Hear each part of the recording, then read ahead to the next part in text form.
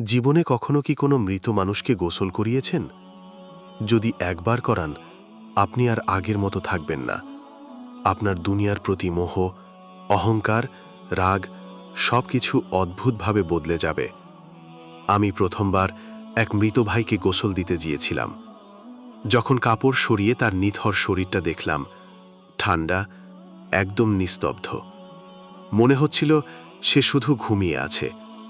কিন্তু না, সে আর ফিরবে না। তার মুখে আর কোনো হাসি নেই, চোখ দুটি বন্ধ, একটুও নড়ে না। যার সাথে হয়তো কিছুদিন আগেও কথা বলেছি, হাঁটতে দেখেছি, আজ সে কবরের সফরের জন্য প্রস্তুত।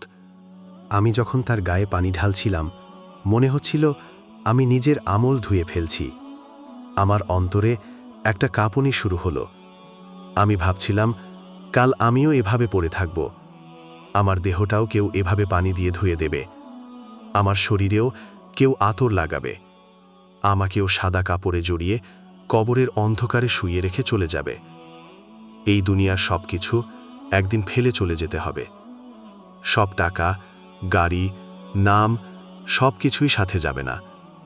যদি কিছু যায়, তা হলো আমার আমল আর আমার তাওবা। ভাই, এখনো সময় আছে।